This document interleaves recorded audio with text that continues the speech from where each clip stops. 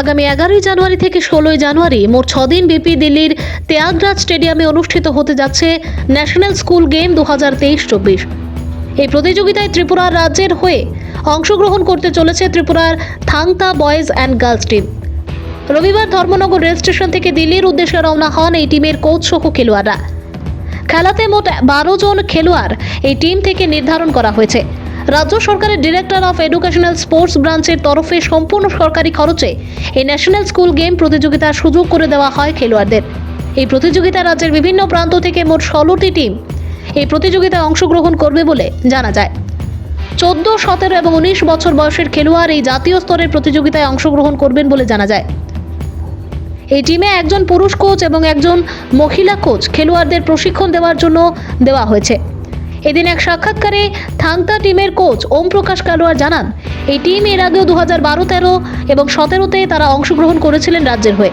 এই প্রতিযোগিতায় তার টিম রাজ্যের হয়ে অংশগ্রহণ করে জাতীয় স্তরের প্রতিযোগিতায় সাফল্য অর্জন করে রাজ্যের মুখ উজ্জ্বল করবেন বলে এদিন তিনি আশা প্রকাশ করেন। উমা দাসের রিপোর্ট, আসাম প্রাইম নেটওয়ার্ক। নমস্কার, আমি ওম প্রকাশ কালোয়ার, থাংতা কোচ। আমরা 67 নাম্বার ন্যাশনাল স্কুল গেমে যাচ্ছি, যা অনুষ্ঠিত হতে যাচ্ছে দিল্লিতে ত্যাগরাজ ইন্ডোর স্টেডিয়ামে।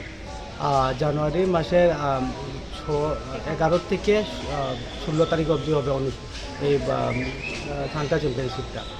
আর এখানে এই প্রতিযোগিতায় ত্রিপুরা থেকে টোটাল 16 জন পার্টিসিপেট করছে। আর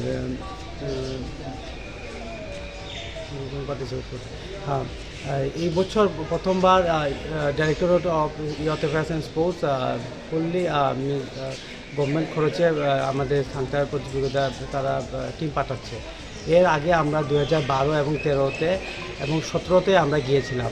এটা আমরা অ্যাসোসিয়েশন এবং ছাত্ররা নিজ খরচে গিয়েছিল। এটাতেও আমরা কিছু মেডেল এনেছিলাম। আর এইবার আমরা 16 জন যাচ্ছি। আপনারা সবাই আশীর্বাদ করবেন যাতে আমাদের বাচ্চারা মেডেল নিয়ে আসুক এবং ত্রিপুরার নাম উজ্জ্বল করুক। এখন কোথায় যাচ্ছেন? দিল্লিতে যাচ্ছি ম্যাম।